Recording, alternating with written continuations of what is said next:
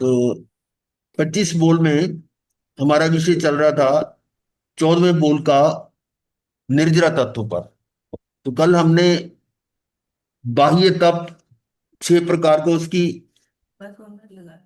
उसका आपने चर्चा की थी। और फिर अभ्यंतर तप में भी वही अवृत्त तक कर लिया था। इसी को एक बार फिर देखें।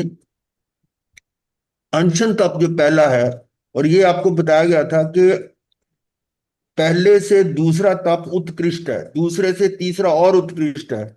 ऐसे जैसे जैसे आगे नंबर बढ़ता जा रहा है, उनकी उत्कृष्टता भी बढ़ती जाती है, उससे निर्जरा भी ज्यादा होगी। यानी ये नहीं है कि सिर्फ तप अनशन नहीं तप है, उससे ऊपर वाले 12 12 नंबर तक है। तो 12 में सबसे ऊपर का है। तो अनशन में क्या होता है, किसी अवधि तक पेट को पूर्ण विराम देना अनशन तप है। देह शक्ति साधना में रुकावट डालने वाली है, और देह शक्ति से छूटने के लिए अनशन तप सहायक है। तो एक तरह का हमारा आत्मबल बढ़ जाता है, ये कि हम रह सकते हैं इसके बिना। उदाहरण था नौकारसी, पौरसी, एकासन व्रत, उपवास, आइमबल आदि सभी अनशन तप में आते हैं। और संथारा में जीवन पर्यंत अनशन किया जाता है, ये कल हमने किया था। उनोदरी, भूख से कम खाना उनोदरी तप कहलाता है। खाद्य पदार्थ भरपूर सामने है, भूख भी है, परंतु भूख से कम खाना कठिन व उत्कृष्ट तप है। इसके इसे तीसरा है भिक्षाचरी। संयम साधना हेतु भिक्षु गृहस्थ के यहां से उसके लिए बने आहार में से थोड़ा सा लेता है। मिले तो ठीक और ना मिले तो ठीक, समभाव रखकर साधना में लीन रहता है। भिक्षाचरी इस अपेक्षा से उग्रतर व उत्कृष्ट है, यानी पहले से और दूसरी उत्कृष्ट है, उससे ये तीसरी और उत्कृष्ट है। और इससे और ऊपर है रस परित्याग। रस परित्याग भिक्षाचरी से भी कठिन व उत्कृष्ट तप है। आहार में रस होते हुए भी उसमें रस लिप्सा व रस की वासना नहीं होती। शरीर को नीरस निर्लिप्त भाव से आहार देना रस परित्याग तप कहलाता है। इसमें कल चर्चा हुई थी, पांचों विज्ञों दूध, दही, घी, तेल, मीठा का त्याग हो जाता है। आचारंग आदि कई सूत्रों में श्रमण के लिए रूखा सूखा विगे रहित आहार लेने का निर्देश है। और विशेषकर आचार्य में आपके 8वें अध्याय में, 8वें और 9वें में, इसमें भगवान महावीर की जो चर्या का वर्णन आता है, उसमें बहुत काफी क्लियर है ये चीजें। तो इस विषय पर चर्चा के बाद हमें ये हम इसकी अनुमोदना करते हैं कि काफी भाई बहनों ने और साधु साध्वियों ने भी 5 बीघे का त्याग किया है। कल शाम को भी ये पूर्णा महाराज जी और उनकी शिष्या जानवी, उन्होंने 5 बीघे का त्याग किया है। और अमेरिका में हैं बहन कोमल जी और उनके बच्चों ने भी। और इसके अन्य और भी कई हैं, कईयों के भाव भी बने हैं। तो उत्तम है, जितना जितना हो सकता है। ये बिगे जो है ना, एक्चुअल में अ, यानी अभक्ष्य पदार्थ नहीं है तो भक्ष्य, लेकिन साधना के लिए ये विकृति पैदा कर सकते हैं, इसलिए इनका निषेध किया गया है।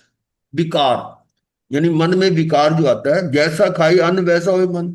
और ये हम अपने अनुभव से कह रहे हैं कि 5 विधियों का निषेध यानी छोड़ने से मन में विकार आता ही नहीं है। मतलब ये शब्दों की बात नहीं, ये अनुभव की बात है। मतलब बिल्कुल कोई विचार नहीं आता कि ये कौन है कौन नहीं है। तो इसलिए साधना के लिए जो भगवान ने ये फरमाया है, आगमों में है, कई आगमों में वर्णन है। मैंने एक बार इसकी रिसर्च करके 13 आगमों में से निकाला था, जिसमें ये बिल्कुल स्पष्ट है कि 5 विधि का निषेध है। खैर, मतलब अच्छा है मतलब इसको बहुत मतलब ध्यानपूर्वक सुना, और बहुत से भाई बहनों ने इस पर अमल भी किया।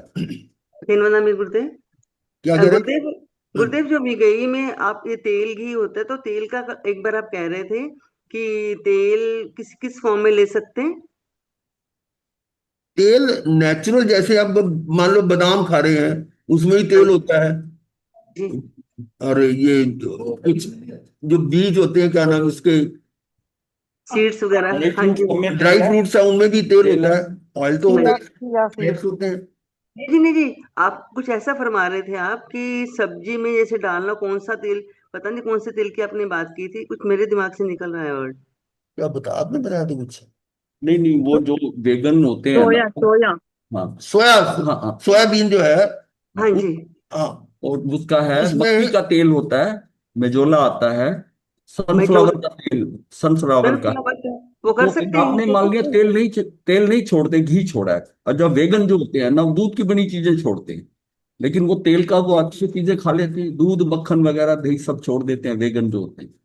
और इससे क्या होता है कि वो, अब उनको कंट्रोल है। एक्चुअली ये सारा जो विवेक छोड़ना है ना, ये हाँ हमारी आहार संज्ञा से निवृत्ति करानी, इसको हाँ इससे, जी।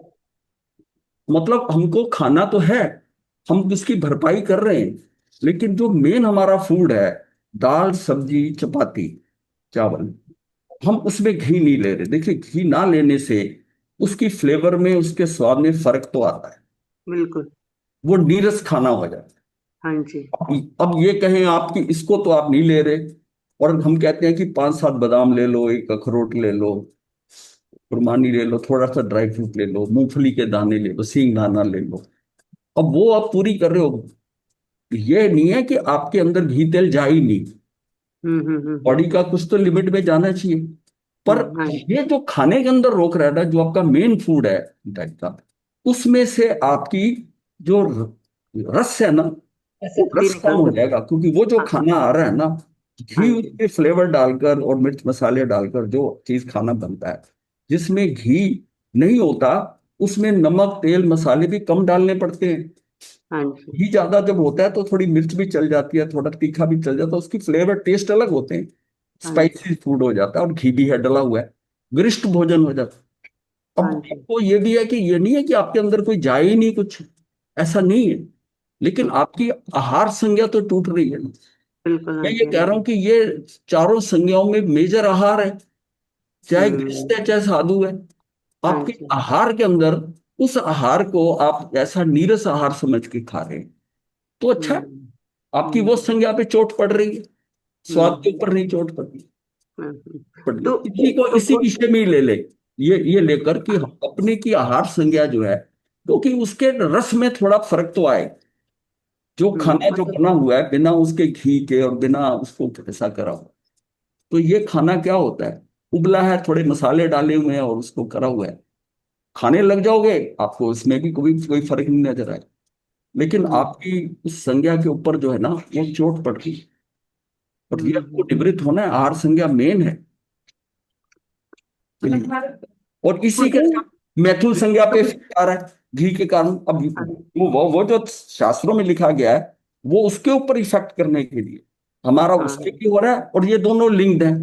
तो हमने हाँ जाना जी। था ना कि दोनों ही आक्रामक भाव है, हाँ जी। भोजन करना भी मेरा आक्रामक भाव है, और मैथुन संज्ञा भी आक्रामक भाव है। तो हम्म। अंदर से आक्रामक भाव निकल जाएगा हमारा, तो हम जी। हम सहज होते जाएंगे, अच्छे बढ़िया मसालेदार खाना भी खाएं, चटपटा खाना भी खाएं, और हम चाहें कि हम सहज हो जाए। हम्म। ये दोनों बड़ी विपरीत बातें हैं। सहज हम्म। होना है तो वो चटपटा मसालेदार भी छोड़ना है, और हम्म। उसको जितना वो सात्विक खाना, और जितना बिना कम मसाले का है, उतना ही आपका दूसरी तरफ भी इफेक्ट डाल, चटपटा खाने। तो हम्म। चटपटा खाना खाना नहीं। हम्म। आहार संज्ञा का मतलब ये नहीं कि आप भोजन ही ना करो, ये होता है। भोजन को बस उतना जितनी आपकी रिक्वायरमेंट है, और उसको खाना देना है, बस ये बात है, शरीर को तो देना पड़ेगा आपको खाना। तो गुरुदेव, जैसे हम सोया सोया ऑयल बोल रहे हैं, और आप ये कह रहे हैं दूसरे वाला, तो सनफ्लावर वाला, तो वो भी सोया नहीं डालना सोया ना? का तेल होता है, सोया तो वो होता भी है, नहीं डाल। बिनोले का तेल होता है। और देखो, जो लोग ये उनके लिए जो वेगन है, ये बात अच्छा, तो हो रही थी ऐसे कि जो जिन्होंने लोग भी घी गए थे भी छोड़ते हैं कि वो दूध नहीं से कर बना घी सकते। है, दूध का हमारा त्याग है, घी नहीं खाना, मक्खन महा भी गया, इसको छोड़ दिया, तो जो अच्छा, उसका खाना है वो वहां लेते हैं, वो वेगन है। पर जब विगे की हम बात करते हैं, तो विगे उसमें नहीं के अंदर तो लेते। घी और तेल दोनों में नहीं एक भी नहीं। रख सकते हैं, दोनों भी छोड़ सकते हैं। पांचों अच्छा। विगे का मतलब है दोनों ही छोड़ा है, तेल भी छोड़ा और घी भी छोड़ा, घी भी छोड़ा, उसमें तो अच्छा। कोई नहीं आएगा। लेकिन जो उसमें कोई। सिर्फ घी छोड़ते हैं, जो वेगन अच्छा। दूध की प्रोडक्ट छोड़ते हैं सारे दूध के, तो उसको घी नहीं खा सकते, मक्खन नहीं खा सकते, वो तेल खा सकते बस। हाँ, सनफ्लावर तेल है, बाहर हाँ लोग जी। खाते हैं, सनफ्लावर का है, उसका सोया का है, मक्की तेल का तो महाराज तेल जी है। बहुत सारे आ रहे हैं मक्की आजकल, का तेल तो ऑलिव मैंने ऑयल आ खाया रहा है, है। थोक में तेल आ रहे हैं महाराज जी। हाँ जी, हाँ, नितिन नितिन जी आप बताइए जरा।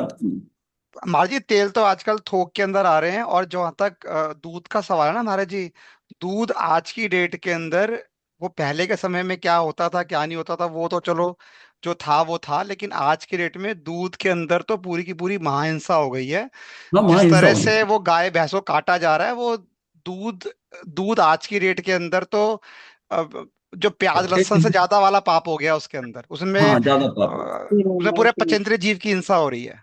हाँ, पचेंद्री की हिंसा होगी। आजकल दूध की आइटमें ज्यादा बनने लगी, पनीर लोग ऐसे खाए जा रहे हैं, तो वो दूध का प्रोडक्ट ज्यादा चाहिए, इतना हो नहीं रहा है, इसी वजह से वही। चलिए, हो गया बहुत इसमें ज्यादा। अब तेल का ज्यादा तेल ना निकालें। चलिए अगला तप है कायक्लेश।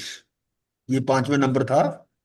इसमें साधक उत्कट कठोर कोई सा आसन लगाता है, भयंकर सर्दी गर्मी में अतापना लेता है, ज्येष्ठ की भरी दोपहरी में कभी तपती हुई रेत में आसन लगाकर ध्यान का अवसर करना इस तप में सम्मिलित है। ये और भी कठिन व उत्कृष्ट तप है। हाँ, एक बात बीच में बोलना चाहूंगा, विशेषकर श्रावकों के लिए। जिन साधु या साध्वियों ने विजय त्याग किया है, उनके आहार की थोड़ी व्यवस्था बनाना ये श्रावक का भी धर्म है। यानी उनका ये फर्ज कह सकते हैं कि भी थोड़ा ध्यान रखें। कुछ मुश्किल नहीं है, सब्जी बनाते समय घर में उसमें छौंक वोंक या घी डालने से पहले उसकी अलग से निकाल लें, तो वो उनके काम आ सकती है। तो इतना विवेक जो थोड़ा रखें तो अच्छा है। आपको ये ध्यान रखना चाहिए कि हमारे यहाँ जो साधु साध्वी हैं, उनमें किसी का विगे आदि का त्याग है, तो उसकी व्यवस्था आप उस तरह से कर सकेंगे। ये है। तो यहाँ तक ये कायक्लेश तक बताया था कि ये शरीर में कुछ हो रहा है लेकिन उसका अनुभव उसको ना हो, वो कायक्लेश तक है। और आगे है प्रतिसंलीनता। इसमें क्या होता है, साधक एकांत स्थान, निर्जन स्थान, पहाड़, गुफा, शमशान आदि में जाकर ध्यानस्थ हो जाता है। आसन जय। आसन जय का मतलब एक जगह टिक कर बैठना, उसको कहते हैं आसन जय। ये जो है ना, अगर हम एक बार गए थे कहाँ, वो महात्मा गांधी का था ना आश्रम, कौन सा था? साबरमती साबरमती। हाँ हाँ हाँ। वहां पर वो उनने 11 नियम लिखे हुए थे, हाँ जी, जिसमें हाँ जी। 5-6 तो हमारे जो है ना 12 व्रतों वाले ही हैं। तो उसमें एक ये भी था, आसन जय भी था, स्वाद जय भी था, कि स्वाद पर जय, आसन यानी स्थिरता। इस तरह के नियम थे लिखे हुए। तो आसन जय के साथ अविचल आत्म दशा में, आत्म स्थिरता में प्रवेश करता है। निर्जरा तो तभी होती है जब जीव आत्मस्थ स्वरूपस्थ होता है, आत्मा का उपयोग आत्माकार होता है। ये है मतलब, यहां से अब शुरू होता है बाह्य अभ्यंतर तप। यदि बाह्य तप सभी अभ्यंतर तपों में जाने के साधन या निमित्त है। अब आगे हम इसमें ये देखिए कि जो काय क्लेश तप है ना, अब प्रतिसंलीनता उसके साथ जोड़ा हुआ। नेक्स्ट है काय क्लेश करने से हमने हमने जाना था कि जब हम शरीर के ऐसा जो एक्सपीरियंस हो रहा है आपको उसको सहन करते हैं, तो हमारे अंदर एक रसायन पैदा होता है एंडोर्फिन। जितना एंडोर्फिन पैदा होने लग जाएगा, हम उतने कष्टों से, मान लिया कोई चुभ रही है, दुखी हो रहा है, पसीना आ रहा है, गर्मी आ रही है, सहन शक्ति बढ़ जाएगी। क्योंकि उसका जो सिग्नल है वो वाया एंडोर्फिन जब जाता है मस्तिष्क में, तो जितना वो तेज होता है उतना महसूस नहीं होता। अब एक आदमी जो होता है वो ऐसे करने लगता है, गर्मी है गर्मी है। एक आदमी शांत बैठा है, उसको क्योंकि उसकी वो हाँ जी। सहनशीलता का लेवल हो गया एंडोर्फिन का। जैसे जब नंगे पांव चलते थे, पत्थर अंदर अंदर। अब यह है कि जो मुश्किलें उससे भागो नहीं, जो परिस्थितियां आ रही हैं ऐसी, उस परिस्थितियों को, वो वातावरण जो ऐसा आ रहा है, उसको सहन शक्ति सहन करोगे। जब सहन करते हो तो अंदर उसका रेजिस्ट अंदर पैदा हो। मैंने बताया था ना कि गर्म बर्तन को उठाने का, गर्मी में काम करने का जो कर रहा है, अब इतनी गर्मी होती है, लेकिन जो लोहे की भट्टी के आगे काम करता है, भट्टी में जो उसके अंदर 1000-1200 डिग्री टेम्परेचर और लोहा पिघल रहा है, अग्नि जला रहा है। रेलवे इंजन, वो जो ड्राइवर है, गर्मी के अंदर जब कोयला झोंका करते थे जिस टाइम पर थे, कितनी गर्मी होती थी, भट्टी के अंदर कोयला डाल रहे, वो करते करते उसकी रेजिस्टेंस पावर बढ़ जाती है। हम जितने भी हो जाता है ना। हाँ, अभ्यास। अभ्यास किस लिए होता है? अभ्यास तो देखने बाहर है ना, अभ्यास जो बाहर हो रहा है उसका शरीर के रसायन पे अभ्यास का क्या फर्क हो रहा है कि मेरे अंदर एक ऐसा रसायन ज्यादा पड़ जाता है जिसको हम एंडोर्फिन कहते हैं। मेरी सहन शक्ति संवेदनशीलता जो है ना, उससे इतना इफेक्ट मिलता है। मतलब जो है, गर्मी हो रही है, अब एक किसी के खुजली हो रही है, अब अनुष्ठान कराया जाता है कि आपने 24 मिनट तक हिलना नहीं है, कुछ है, क्या व्यक्ति उतना कर पाता है? लेकिन धीरे जब स्थिरता आती रहती है ना, फिर वो टिक जाता है। वो क्यों है? कि उसकी बॉडी में ये नहीं कि चेंजेस नहीं आ रहे, पर उसको वो सहन कर रहा है, तो उसकी स्थिरता बढ़ जाती है। स्थिरता क्षमता। से बढ़ती है। इसका मतलब जितना जितना हम सहन शक्ति करते जाएंगे, उतनी उतनी हमारी स्थिरता बढ़ती है। और जिसमें ये स्थिरता बढ़ती है कायिक क्लेश से, तो प्रतिसंलीनता वाली बात जो है ना, वो आगे का स्टेप, वो भी इसकी उसकी इंद्रियां ना बहुत जल्दी विचलित नहीं होती। ऐसा हो गया, ऐसा हो गया, वो करना पड़ता। मतलब उसमें है कि कई तो ऐसे भी है काय क्लेश के अंदर करते हैं कि पैर में कांटा चुभ जाए तो कांटा नहीं निकालते। वो लोगों ने ऐसा भी किया है कि कांटा निकला, चले जा रहे हैं। हाँ, ऐसे मनुष्य ऐसे उन्होंने करा हुआ है ऐसा। ये काफी करते हैं लोग, शरीर का उसका ख्याल नहीं करना, उसमें से कांटा नहीं निकालना। दिक्कत तो होती है, सहन शक्ति बढ़ जाती है। अग्नि पे चलते हैं, अतापना लेते हैं, पानी में खड़े होते हैं, ऑपरेशन करते हैं। हाँ, ऑपरेशन। वैसा तो वो उसकी शक्ति अपनी है ना। तो अंदर हमारा जो है ना, नहीं तो हमें वैसे ही घबराहट होने लग जाती है। जैसे बच्चा तो डॉक्टर को देखते ही कांपने लग जाता है, रोने लग जाता है। पर जैसे जैसे बड़ा होता है, तो उसको इंजेक्शन कोई ज्यादा दुख नहीं करता, वो सहज हो जाता है, क्योंकि उसने उसको समझ लिया ये दुख कितना है, कितना दुख है। तो इसी तरह ना हमारे अंदर की स्थिरता बढ़ रही है, स्थिरता बढ़। और उसके लिए सिस्टम, क्योंकि रीजन ये है, भावों में और बात है। जो अंदर प्रयोग हो रहा है, वो आपके शरीर के अंग कैसे बिहेव कर रहे हैं, आपको हिलने नहीं दे रहे, आपके अंदर टिकाव बढ़ गया, वो उसके कारण बढ़ गया, उसके कारण बढ़ गया। तो ये सारी चीजें, अब जिसने कभी लोच नहीं कराई, उसके सामने लोच होती है तो वो ऐसे आंखें मलता है, हाय हाय करता है, ये क्या हो रहा है, इनके बाल खींचे जा रहे। और जो करा रहा है उसको कुछ नहीं हो रहा, उसको कुछ नहीं हो रहा, उसको देख देख के हो रहा है, क्योंकि उसने उस चीज को एक्सपीरियंस नहीं किया। तो ये जो हमारे यहाँ दुख आते हैं, जितना आते हैं, उसको सहन कर यहाँ तक पहुंचते हैं। मतलब हम यहाँ तक पहुंचे हैं, मनुष्य बने हैं, तो अकाम निर्जरा से। थोड़े हमारे कषाय कम हुए, अकाम निर्जरा होती रही, हल्के पड़ते रहे। अकाम निर्जरा करते करते हमने और तो कुछ किया ही नहीं। हमने हमने जाना था कि 3 भाव होते हैं, तो औदिक भाव है, शैवशमिक भाव का, परिणामिक भाव करता नहीं है। तो शैवशम होता रहा, शैवशम जहां जहां हुआ है, इसी कारण हम यहां तक पहुंचकर मनुष्य बन गए। और ये भी हमने जाना था कि शैवशम भाव हमको आगे क्यों नहीं लेके जाता। अब खेल होता है जब मनुष्य बनता है ना, मोहनी कर्म, शैवशमिक भाव यहां तक तो ले आता है, इसके आगे इनइफेक्टिव हो जाता है, इसलिए कि खेल अब मोहिनी कर्म का हो गया। और मोहिनी कर्म को अगर हम कंट्रोल कर लेते हैं, तो ये शैवशम जो है ना, हमको आगे ये भी सपोर्ट करेगा। नहीं तो अब ब्लॉक को क्या करता है, मोहिनी कर्म कर, मोहिनी कर्म को कर, तो सारा इफेक्ट जो आगे 14 गुण का है, मोहिनी कर्म का। तो ये हमारा जो मोहिनी कर्म है, वो जो लगाव है, कैसे छूटते हैं, कैसे छूटते हैं, इससे इससे भी हटना है। ये हम हमारा बंदी है ना, हम एक किस्म से का पकड़ बनाई हुई है मौनीकरण पे। लेकिन फिर मौनीकरण छूट कैसे जाता? जब तत्व ज्ञान हो जाता है कि जिनको मैं अपना समझ रहा हूं मेरे नहीं है, बस इतना सा भाव अंदर आते ही वो उसको त्यागने को तैयार हो जाता है, क्योंकि उसको समझ आ जाता है मेरे है नहीं। तो ये प्रतिसंलीनता जो है ना, अब प्रतिसंलीनता तक पहुंचने के लिए ऊपर से शुरू हुई है, अनशन से, वहां से। कभी कभी आप अनशन कर रहे हैं, उससे बढ़िया उन्नोद रही है। ये एक एक स्टेप एक दूसरे से लिंक्ड है, सारे सारे लिंक्ड है, ये सारे लिंक्ड है। और ये सारा जो है ना, बाहर की सर्विस जो है ना, मतलब जैसा है ना कि जब छिलका आ जाता है, छिलका आ जाता है, तो अंदर जो है, मान लिया संतरा है, जब तक वो छिलका डेवलप नहीं होगा, तब तक उसमें रस नहीं पड़ेगा। हाँ, बस उसके अंदर पहले छिलका उसको कवर करेगा, छोटा छोटा वो बढ़ के छिलका कवर करेगा। फिर जब उसमें रस पड़ेगा, तो बाहर छिलके पे चिकनाहट आएगी, चमक आएगी, उतना वो उसके स्किन के साथ चिपका है। जो जिसने उस संतरे को छोड़कर फूला फूला संतरा है, समझ लो कि उसमें रस ज्यादा नहीं है। और जो उसमें रस है, उसका उसमें इफेक्ट नहीं। जो स्किन लगा हुआ है और ऊपर से टाइट है संतरा, और ऊपर से चमक है, चमक किसकी है? वो अभ्यंतर तत्व की संतरा। भाई का जो है ना, भाई हमारी स्किन ऊपर से हमको कंट्रोल कर रहा है, इसके बिना अभ्यंतर में भी आप पक्के नहीं हो सकते। और अभ्यंतर के लिए भाई तब भी जरूरी है। तो भाई तब से हमारा जो कवर बन गया, अब उसके अंदर अब जो हम काम करेंगे ना, वो अंदर का रस पैदा हो, और इस अंदर के रस पे बाहर भी रिफ्लेक्ट हो। उसकी आभा पे, कांति पे, चेहरे पे, जैसे संतरे का छिलका ऐसा, कई बिल्कुल चमकदार नहीं होते, कई थोड़े संतरे का स्किन उबड़ खाबड़ होता है, फूला हुआ होता है, वो इतनी चमक नहीं होती, और कई जो होते हैं बिल्कुल पॉलिश की तरह चमक रहे होते हैं। तो ये क्या है, वो अंदर के संतरे के रस को बाहर की चमक बता रही है कि रस अंदर काफी अच्छा है। नींबू जो है ना, जितना टाइट होता है, कागजी नींबू हम कहते हैं, स्किन पतली है और चमक वाली स्किन है, तो है जिस जिस नींबू के ऊपर की स्किन चमकदार नहीं है, आपको लगता है कि ये नींबू हल्का है। हाँ, महत्व दोनों का ही है। ये हम नहीं समझे कि छिलके का महत्व नहीं, महत्व वो भी है, बाह्य तप का भी महत्व है।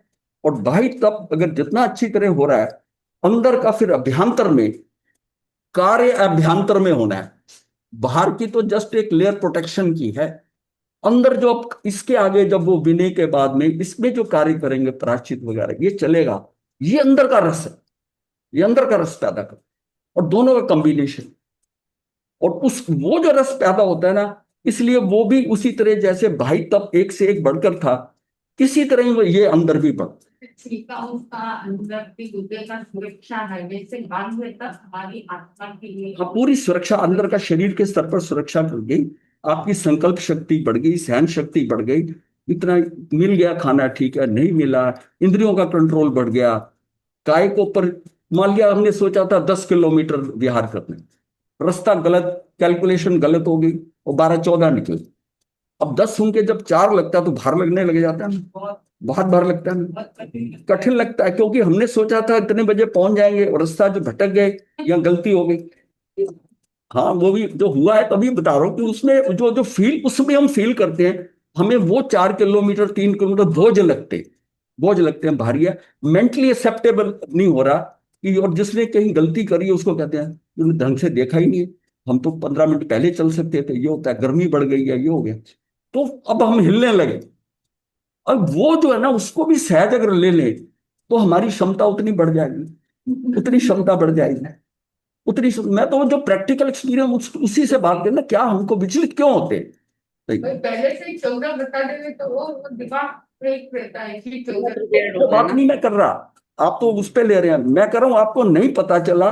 और ये जो 4 है ना, इसको आप किस ढंग से ले रहे हैं, इसको भी पहले के ढंग से ले लो, तो आपका जो जो अंदर जो आकुलता व्याकुलता है वो नहीं आनी चाहिए। अगर उसमें आकुलता व्याकुलता आ रही है तो अभी हम वहां तक नहीं पहुंचे, वहां तक नहीं पहुंचे, वो वहां तक हमें ठीक है, व्यवस्था में पड़ा था, कैलकुलेशन गलती होनी थी, इस 4 को भी सहजता सहजता से ले ली, तो हमारी क्या हुआ, सहजता से लेंगे तो रास्ता भारी। हाँ, तो भारी नहीं पड़ेगा भाई, चलना तो है ही है, दुखी होके चलना या वैसे चलना, और ये दोनों का बड़ा जबरदस्त कॉम्बिनेशन है। इसमें हम ये नहीं कह सकते इसको छोड़ दें सीधा ये करें, इसका अपना महत्व है, बाहर का महत्व है, और उसकी बाहर का महत्व हमारा काम करता है, अंदर की तरफ को काम करता है कि साधना भी करें, स्वाध्याय भी करें, ध्यान सा कायोत्सर्ग भी करें, वो हमें और उत्कृष्टता तक ले जाएगा। लेकिन इन सबका कंट्रीब्यूशन है, और ये जो है ना, ये बाउंड्री लाइन है, प्रतिसलीनता, प्रतिसलीनता जो है ना, ये हमारी पूरी भूमिका बाहर से तैयार करके तब हम अंदर जो है ना, हाँ, तब हमारा जो अंदर का परिश्रम वो सफल होता है। अगर ये वो नहीं है तो कहीं ना कहीं हिल जाएंगे। जैसे गुरुदेव कहीं पे सुना था या पढ़ा था, जैसे ड्राइविंग कर रहे हैं और कहीं पे किसी डेस्टिनेशन पे बहुत जल्दी जाना है, लेकिन रास्ते में इतना ट्रैफिक आ गया कि वो टाइम बहुत निकल गया और आदमी बहुत व्याकुल हो रहा है कि वो हो तो मैं तो बहुत लेट हो गया। कहते इस पता तो है कि ब्रश तो रहना ही है, ये तो होगा ही होगा, तो आराम से बैठो, शांत रहो, क्या जरूरत है इतना शांत होने की। कहते फिर वो समय भी निकल जाता है, आपका समय अच्छा निकल जाता है, डेस्टिनेशन तो जहाँ जब पहुंचना है तभी पहुंचना है। तो ये बात अच्छी लगी थी मुझे उस समय। हम्म। चलिए, अगला नंबर 7 प्रायश्चित तप है। इसमें साधक अपने पापों का पश्चाताप करता है, अपने आप को धिक्कारता है कि मैं ऐसे अशुभ भावों का कर्ता क्यों बना, प्रायश्चित लेता है। वो कई तरह के प्रायश्चित होते हैं, 10 प्रकार के ऐसे हैं। ऐसा करके कर्मों की निर्जरा करता है।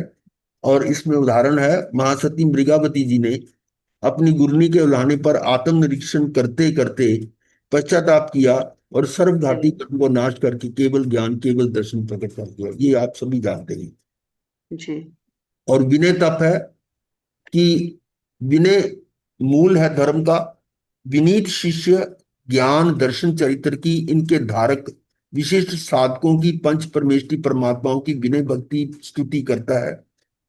कितने तरह के विनय हैं, उनके गुणों का चिंतन करता है। आत्मा में प्रवेश के लिए अभ्यंतर साधकों गुरुओं की विनय भी आवश्यक है। जिस क्षण शिष्य गुरु की विनय करता है उसी क्षण उसे गुरु के अभ्यंतर में प्रकट हुए ज्ञान दर्शन चरित्र रूप रतन त्रय धर्म पर दृष्टि होनी चाहिए, मात्र शरीर पर नहीं। उनके अंदर जो है ना गुण है उन पर दृष्टि जानी चाहिए। ये भी आपने सुना ही हुआ है कि राजा श्रेनिक जब उनके मुनियों के दर्शन कर रहे थे तो मुनियों के दर्शन करते करते उनके गुणों पर दृष्टि गई कि ये धन्य है ऐसे मुनिवर जिन्होंने वीतरागता प्राप्त कर ली है, वीतरागता के नजदीक पहुंच गए हैं।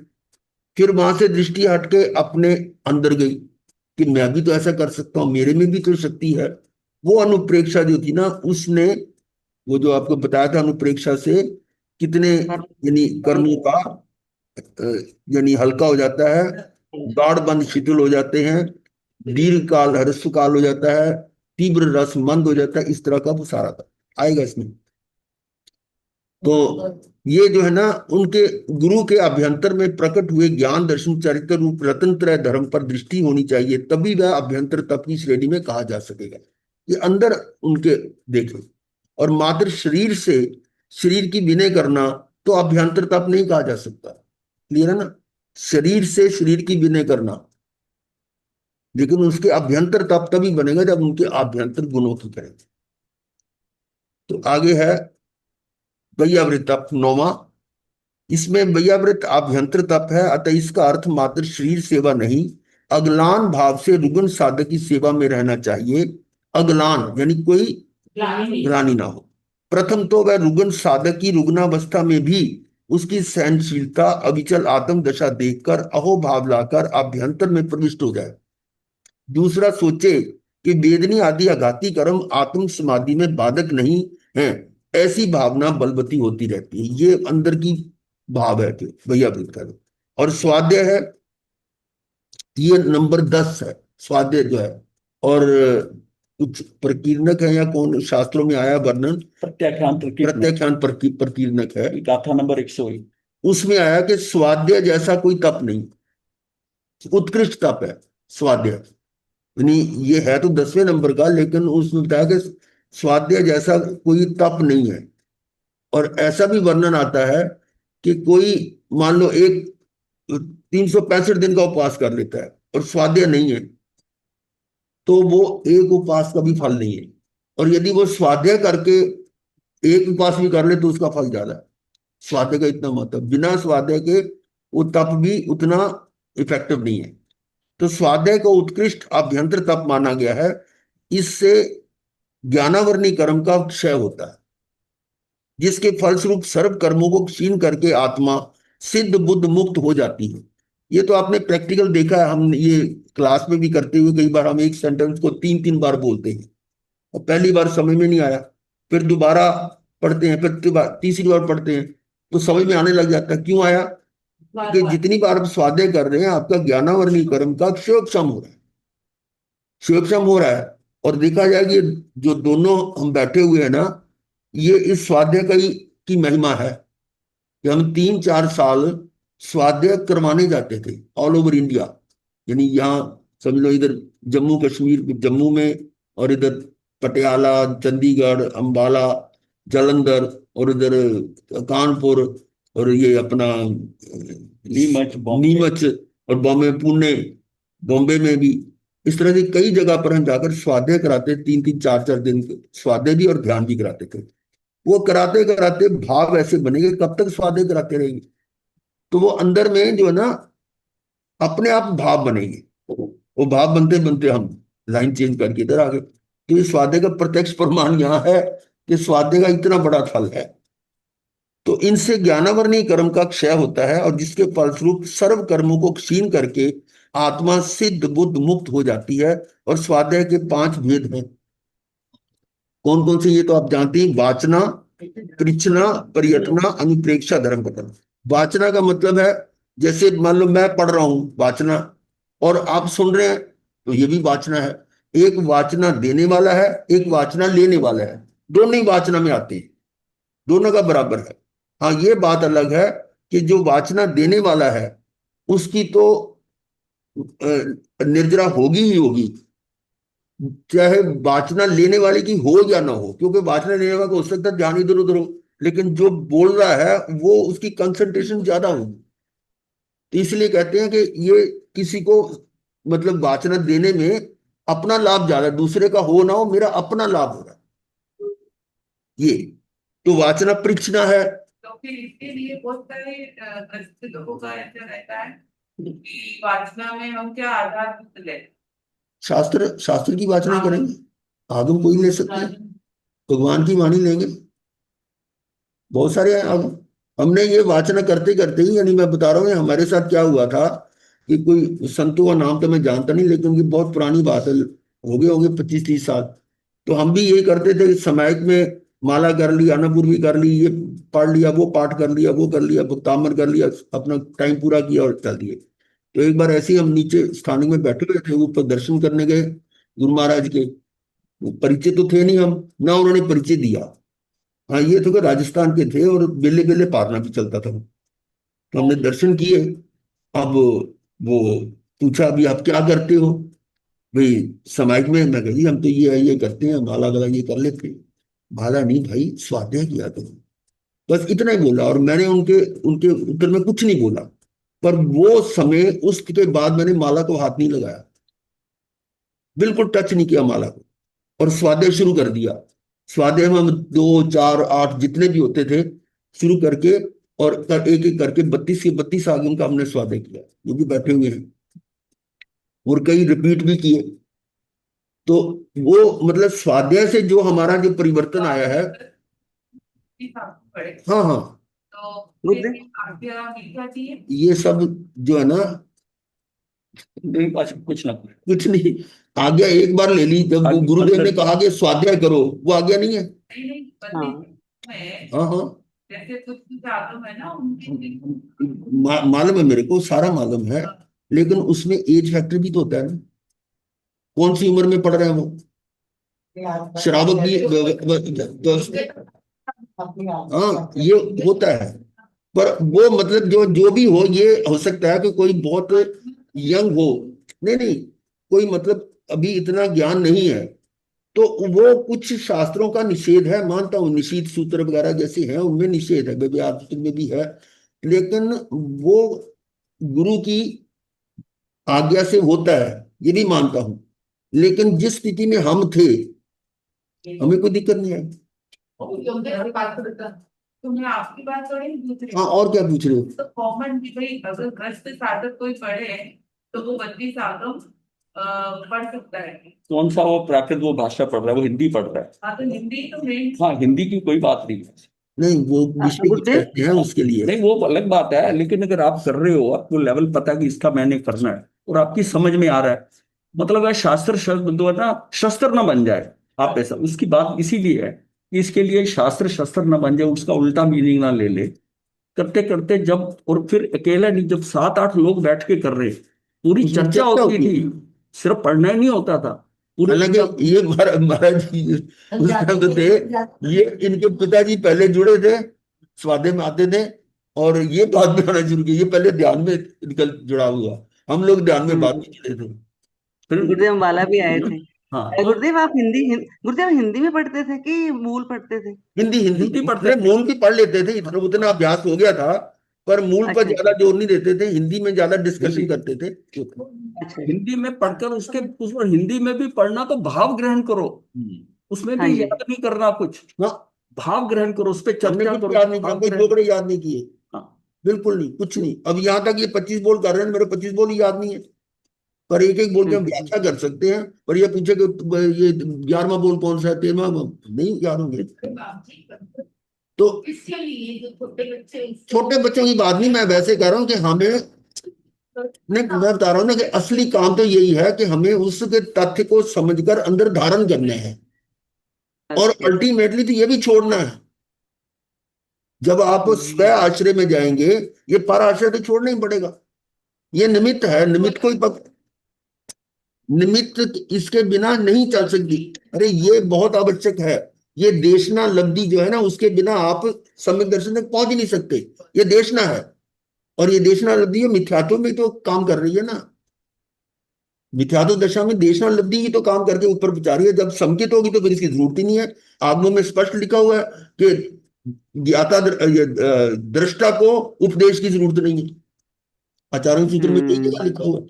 यानी इसका मतलब जो ज्ञानी हो गया उसके लिए नहीं उपदेश, तो वही तो है क्या। ज्ञानी होगा हाँ, तो ऐसा है ना। जिसको ये बताया नहीं गया ना, भूल कहाँ हुई है।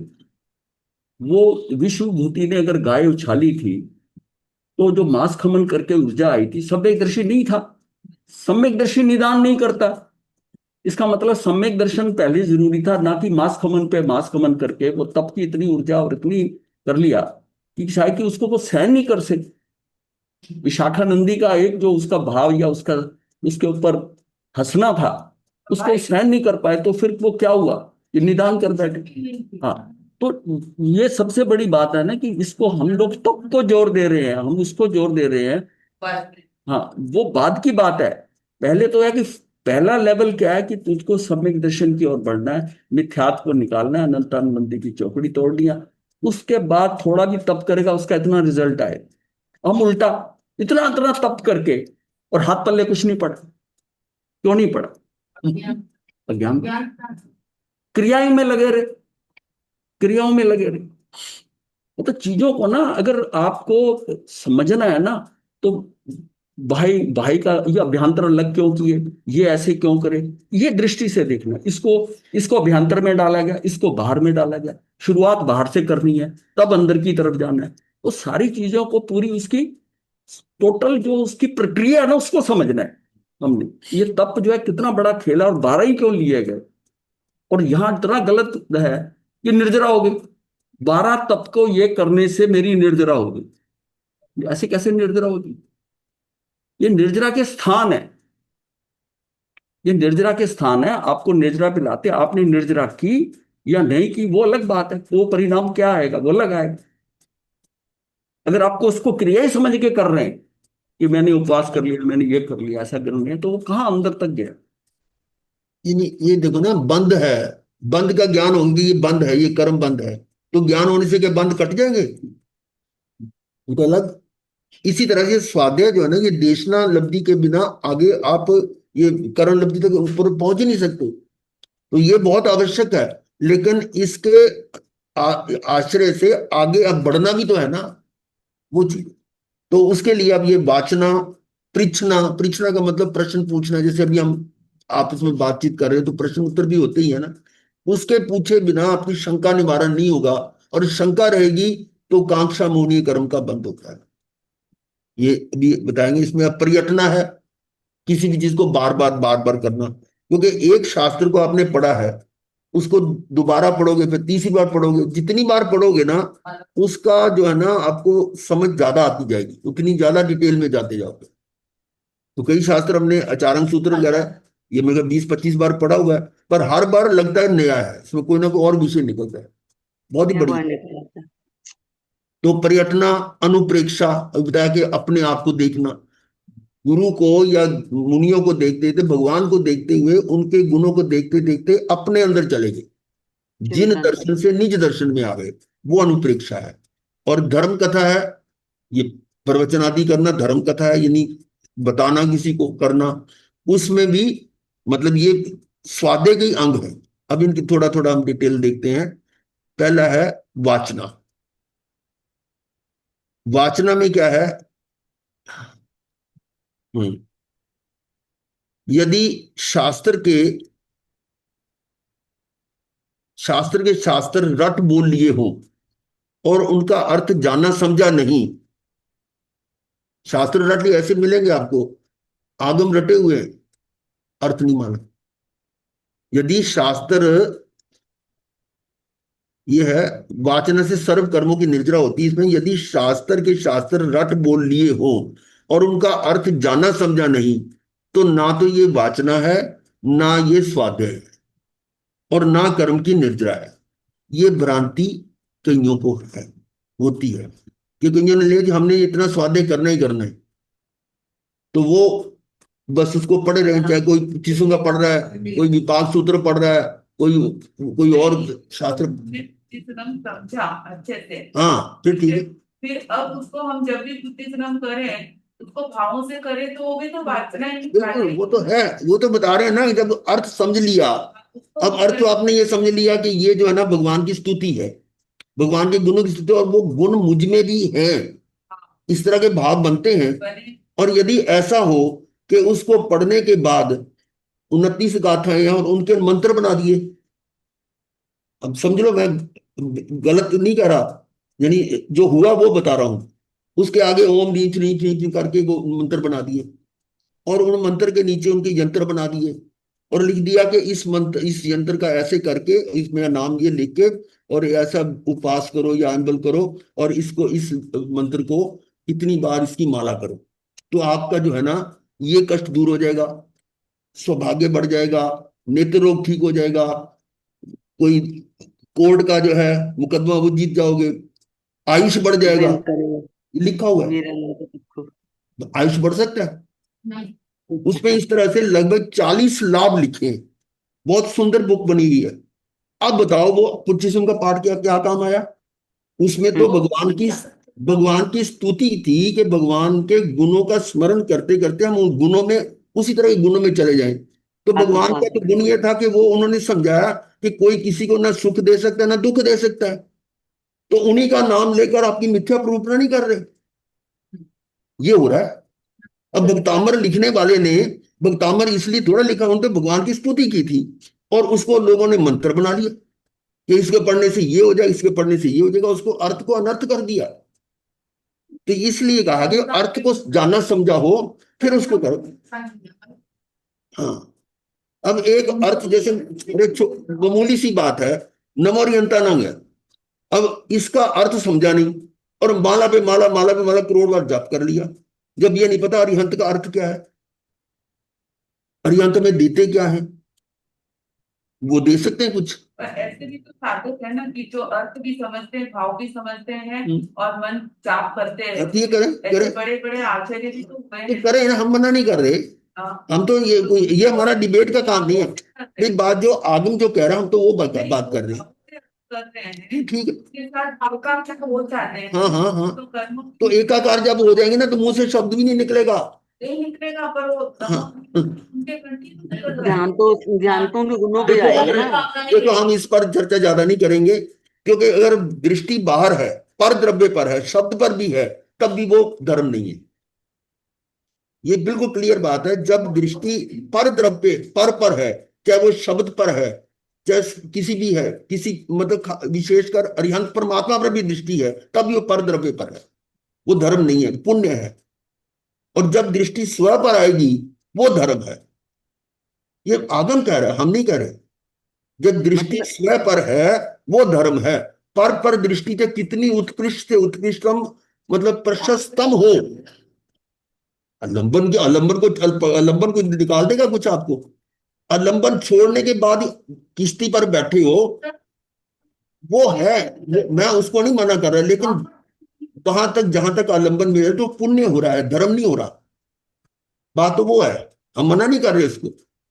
और वो पुण्य छूटेगा जब आप निश्चय में जाओगे, क्रिया है तो कर्म है। बस क्रिया कोई भी मतलब गुरुदेव, चाहे मतलब कितनी, कि गुरुदेव क्या उनके करें। गुणों को, उनके अरिहंत परमात्मा के गुणों को आत्मसात कर ध्यान देते हुए कि उनके हाँ परमात्मा के ये गुण थे, उनको और वो, आत्मसात करने का प्रयत्न करें कि हाँ हमारे हाँ भी ये गुण वो करें क्या, ये सोचे कि मेरे अंदर है, हाँ ऑलरेडी जी है, है मतलब हमारे वो उन, जागृत हो जाए, हमारे उनका वो आ जाए, अवलोकन करना बुद्धि है। में आ जाए। हाँ जी। बनूं नहीं, मैं हूं, हाँ हाँ जी। हाँ जी, बनूं की बात नहीं, मैं हूं, है ही, वो तो है ही, मैं हूं, हमारे कर्मों का और आवरण हो आया हुआ है। जाऊं, बस वो है।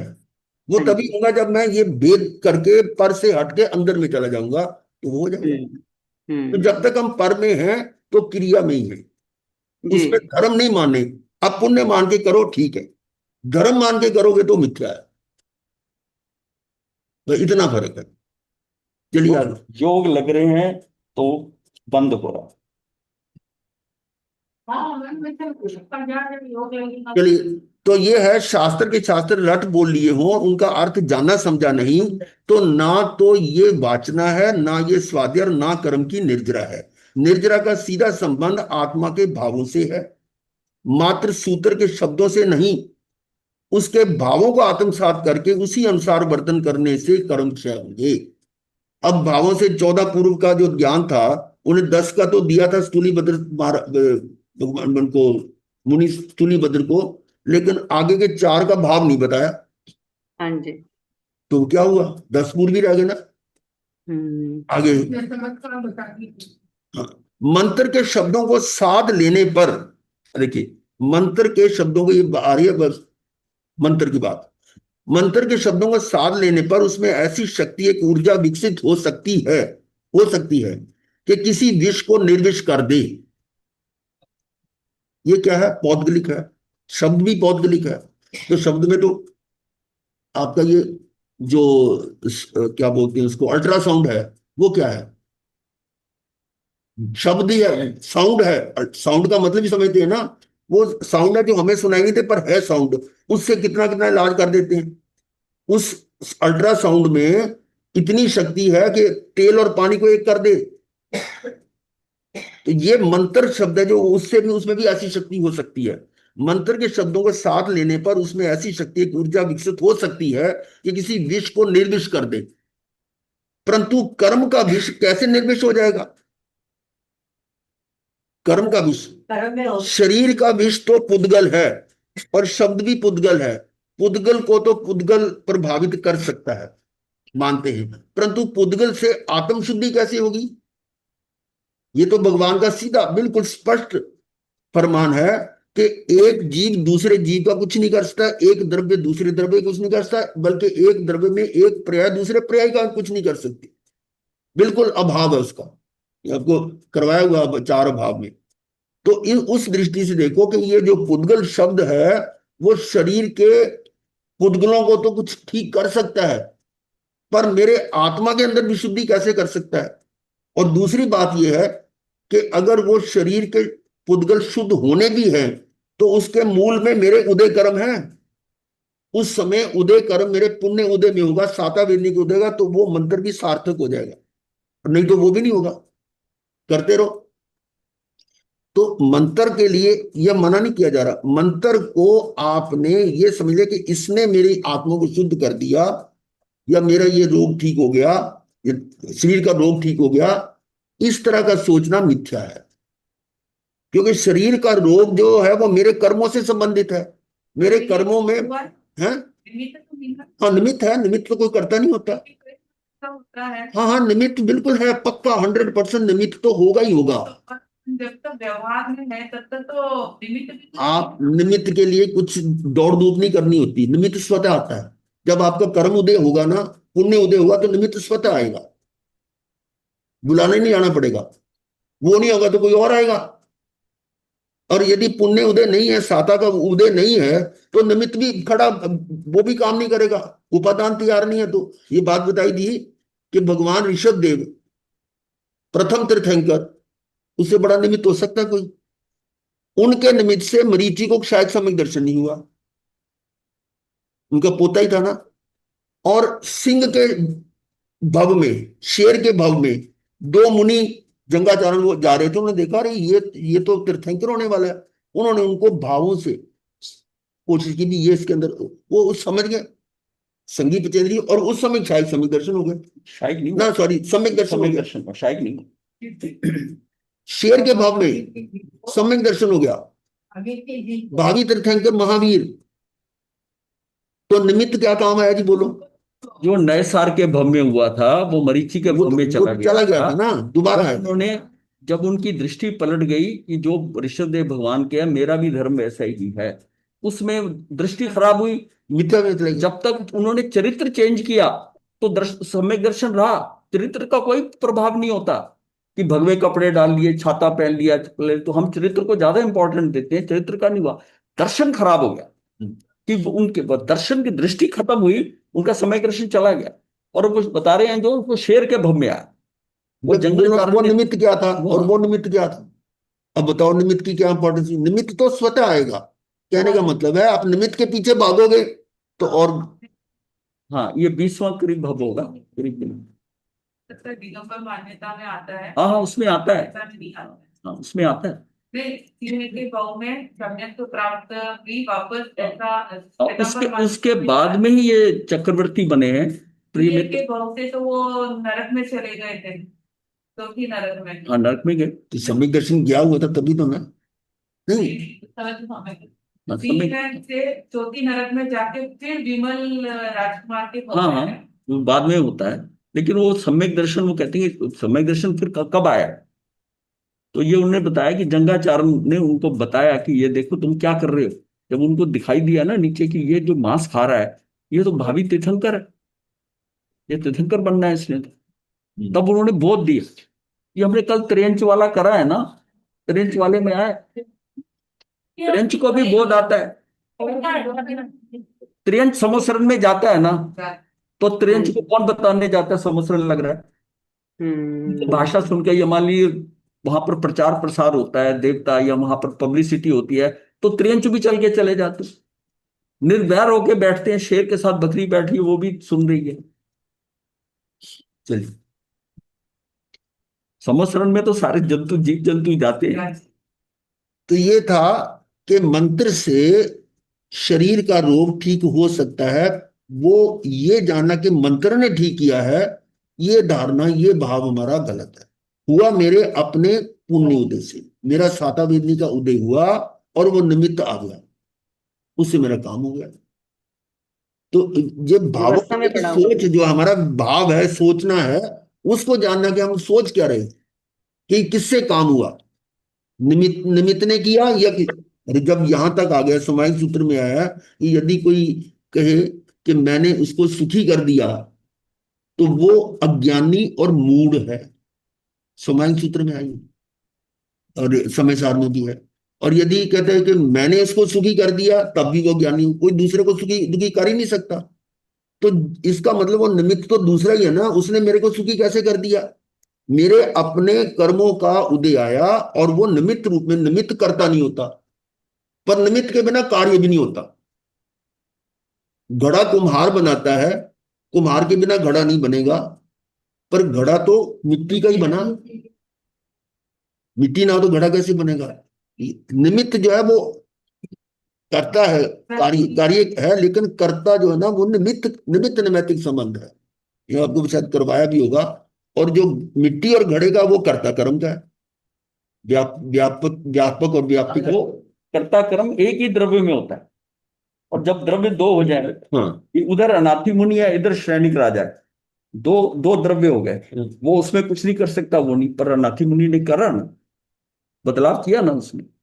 इन्होंने कोशिश करी उसको बदलने की, उसने बदल दिया इनको, तो वो निमित्त बना। और बदलाव जो आया उसके अपने अंदर से आया, शुरू में आया, जब वो खुद बदला। दोनों के पलड़े भारी है। हाँ, तो निमित्त नैमित्तिक संबंध है ना। हाँ हाँ, उसका उपादान तैयार हुआ, क्योंकि हाँ वो उसको देखकर उसको उनको बदलने गया। अनेकांतवाद के अनुसार निमित्त भी उतना ही प्रभावी है और उपादान भी उतना ही प्रभावी। निमित्त की प्रेजेंस जरूरी है, प्रभावी में तो उसको निर्दोष मानना है। निमित्त का स्टैंडर्ड शब्द दिया हुआ है शास्त्रों में, निमित्त निर्दोष है, निमित्त करता नहीं, करता नहीं है। पर निमित्त की उपस्थिति, अब निमित्त वही है तो एग्जाम्पल दी थी, करता नहीं बताया, करता नहीं। करता नहीं। उसको निमित्त नहीं बताया। निमित्तिक तो वो है जो बदलता है। निमित्त, अनाथि मुनि निमित्त था, और श्रेणिक राजा निमित्तिक है। हाँ हाँ जी। चलिए, ये था। कहते हैं ना, जैसे कुमारपाल राजा भी लास्ट में यही बोलते कि अगर मुझे यह चिन्ह धर्म और चिन्ह शासन नहीं मिलता तो मैं अनाथ ही रहता। ठीक है, निमित्त तो उनके लिए भी कितना निमित्त की इंपॉर्टेंस है, महत्व है, लेकिन आपके कर्मों से आया वो। हाँ। उसने कोई पुण्य पुण्य किए थे पूर्व में, तो निमित्त मिला वो। अब आपको ये आगम मिल रहा है, इसके पीछे पुण्य आपने किए तभी मिल रहा है, सबको क्यों नहीं मिल गया। वही ना। तो ये तो फिर मेरा मतलब, उसका उपादान तो मेरा अपना ही है ना, अब आप- निमित्त अपने पास, निमित्त तो मेरे पुण्य से है, नहीं, निमित्त तो आता है ना कर्म के। मेरे कर्म के सारा है। हाँ। तो निमित्त के पीछे नहीं हम जा रहे, निमित्त तो स्वतः आएगा। निमित्त तो खराब भी आ सकता है, हाँ। आपको पलटने वाला भी आ सकता है निमित्त। अगर आपका कर्म ठीक नहीं है तो निमित्त उल्टा आ जाएगा। निमित्त सहयोगी है। हाँ, निमित्त करता नहीं है, निमित्त सहयोगी है। निमित्त भी है, निमित्त के बिना कार्य नहीं होता। निमित्त के हमेशा बिना सहयोगी नहीं होता, हमेशा सहयोगी नहीं होता है। निमित्त मिलेगा, निमित्त मिलेगा। अगर हमारे को अच्छा हमारे 8-9 दिन अच्छे हैं तो आपका निमित्त मिला ना। हाँ, आपकी समस्या हम समझ रहे हैं, आपकी समस्या समझ रहे हैं, और जेन्युइन समस्या आपकी, ये इतनी जल्दी समझ नहीं आएगा। एकदम समाधान में चल रहे हैं। निमित्त में चले जाते हैं। Point of view.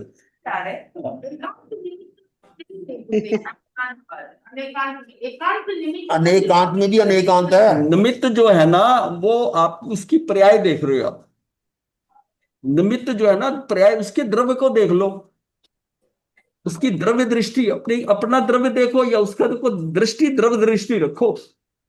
चलिए इसको फिर हम लेंगे अभी। ये लाइन पूरी कर ले। सूत्र के भाव मर्म रहस्य को आत्मसात करके राग आदि से विरत होने पर ही आत्मा के विकार मिटेंगे। सूत्र के भाव मर्म रहस्य को आत्मसात करके, जो मंत्र है, वो राग आदि से विरत होने पर ही आत्मा के विकार मिटेंगे। शरीर के विकार तो मिट सकते हैं, चलो मान लो एक बार, पर आत्मा के विकार तो तभी मिटेंगे ना। तो वाचना दाता प्रथम सूत्रार्थ पढ़ाता है, अर्थ बताता है, द्वितीय वाचना में निरुक्ति मिश्रित अर्थ समझाता है, फिर तृतीय वाचना में निर्विशेष समस्त अर्थ समझाता है। तो शब्द या भाषा की महत्ता भावों से है। भाव बिना कोई शब्द, कोरा शब्द कोई अर्थ नहीं साध सकता। बाकी हम फिर करेंगे। महाराज जी एक प्रश्न था, हम्म। एक लाइन क्लियर करनी थी। अभी तक तो जो हम आए हैं शिवशम हमारा था, उस स्थिति के कारण हम जहां तक पहुंचे हैं। मोहनीय भाव को, मोहनीय दशा को जो हम कैसे भी कम करने के लिए जो है प्रयत्न करना पड़ेगा, इसको थोड़ी, इसमें थोड़ी सी क्लैरिटी चाहिए थी। जब जब ज्ञान होगा, भेद ज्ञान, ये आत्मा और शरीर में भेद जितना जितना बढ़ता जाएगा, मोहनी कर्म घटता जाएगा। मोहनी कर्म घटेगा तो भेद ज्ञान बढ़े। भेद विज्ञान होता भेद जाएगा। विज्ञान जो होगा वो मोहनी कर्म के शिवशम से मतलब जो है। अभी तक शिवशम तीनों का कर्मों का हुआ, मोहनी का शिवशम नहीं हुआ अभी तक। जब मोहनी का शिवशम चालू होता है, वो मुक्ति की तरफ बढ़ाता है। अच्छा, इसका मतलब हम भी जो शिवशम हुआ, जो ज्ञान है वो सिर्फ तीनों ही काम करता है। नहीं, यहां तक पहुंचे हैं ना, हाँ यहां तक जी, हम पहुंच गए, तो इसमें क्या कि हम मुक्त क्यों नहीं हो गए फिर? शिवशम तो शुरू से ही था हमारे पास। हाँ जी, वही तो यहाँ की यही तो सदा काल हो प्रश्न रहा है। है। वो तो वहां था, तो मुक्त क्यों नहीं हो गए? इसलिए नहीं मुक्त हुए कि खेल हम यहां तक मनुष्य बनने के बाद मोहनी कर्म को करें।